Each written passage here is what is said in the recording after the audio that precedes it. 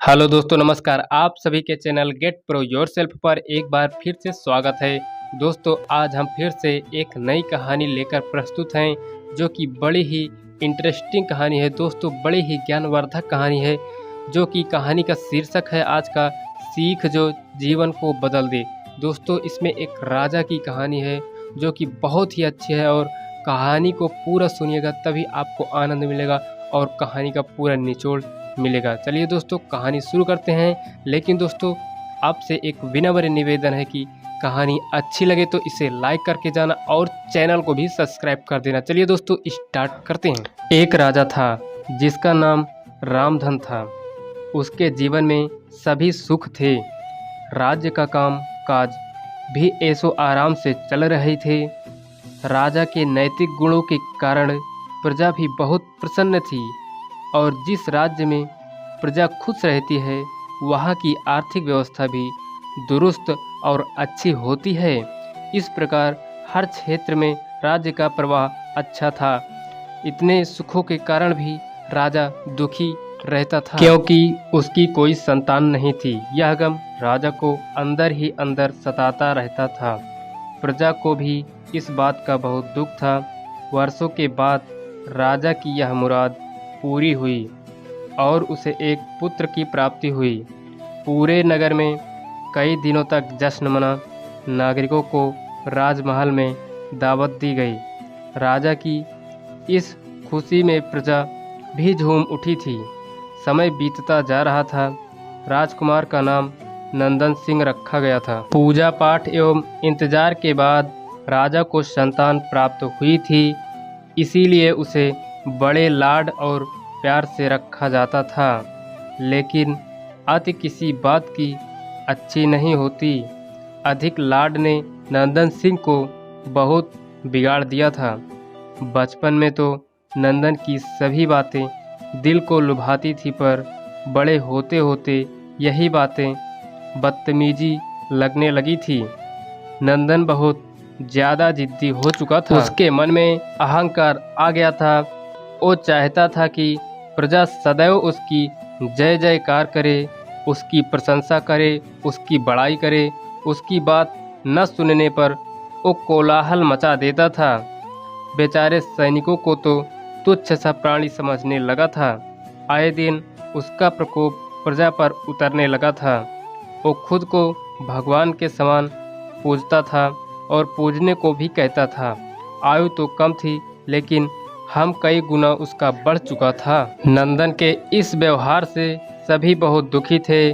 प्रजा आए दिन दरबार में नंदन की शिकायत लेकर आती रहती थी, जिसके कारण राजा का सिर लज्जा से झुक जाता था।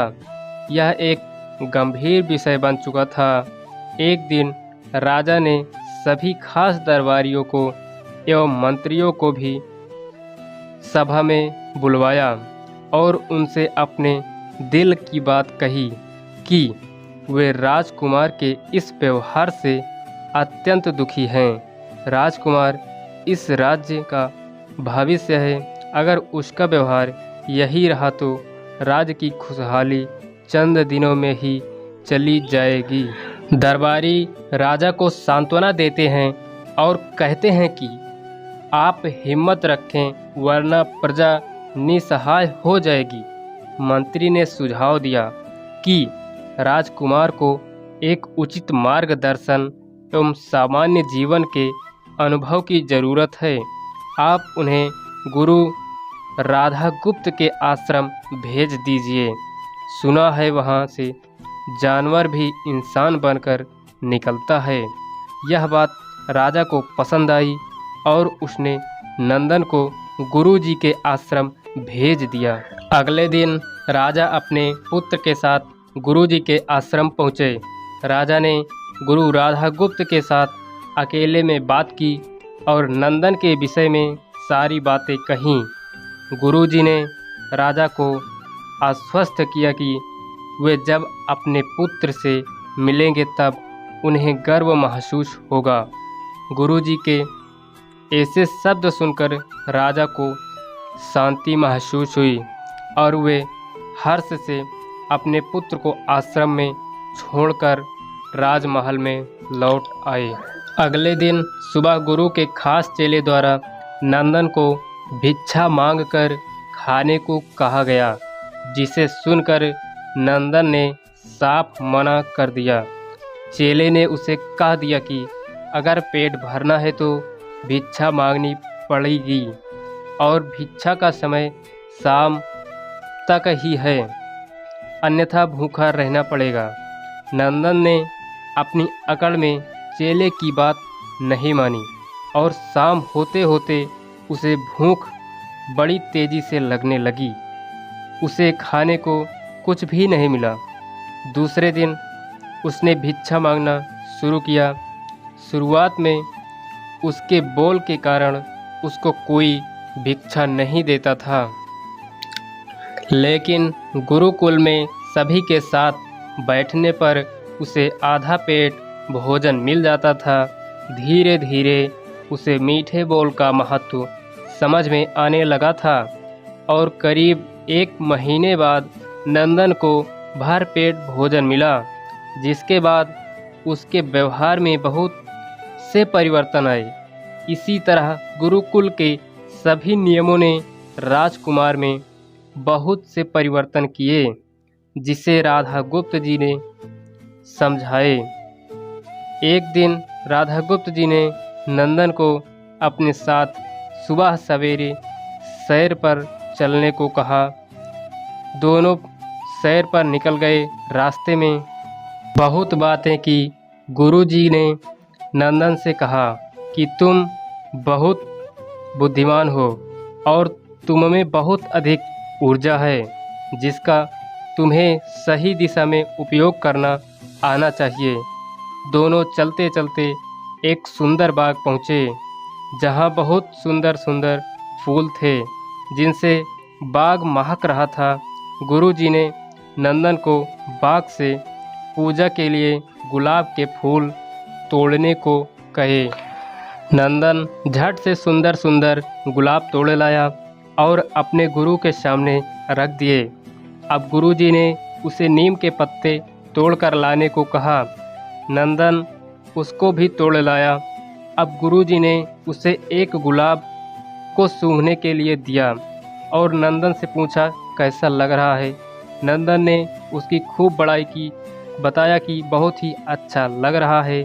नंदन ने गुलाब सूंघा और गुलाब की बहुत तारीफ की। फिर गुरुजी ने उसे नीम के पत्ते को खाने के लिए कहा। जब उसने नीम के पत्ते को खाया तो उसका मुंह कड़वा हो गया और उसने उसकी बहुत निंदा की और जतर कतर पीने का पानी ढूंढने लगा।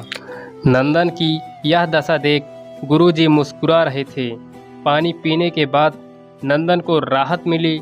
फिर उसने गुरुजी से हंसने का कारण पूछा।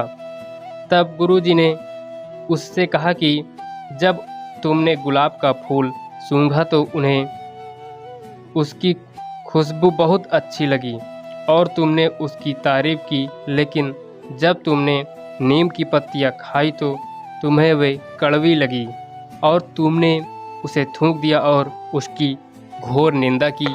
गुरुजी ने नंदन को समझाया, जिस प्रकार तुम्हें जो अच्छा लगता है तुम उसकी तारीफ करते हो, उसी प्रकार प्रजा भी जिसमें अच्छे गुण होते हैं उसकी प्रशंसा करती है। अगर तुम उनके साथ दुर्व्यवहार करोगे और उनसे प्रशंसा की उम्मीद करोगे तो वे यह कभी दिल से नहीं कर पाएंगे। इस प्रकार जहाँ गुण होते हैं वहाँ प्रशंसा होती है।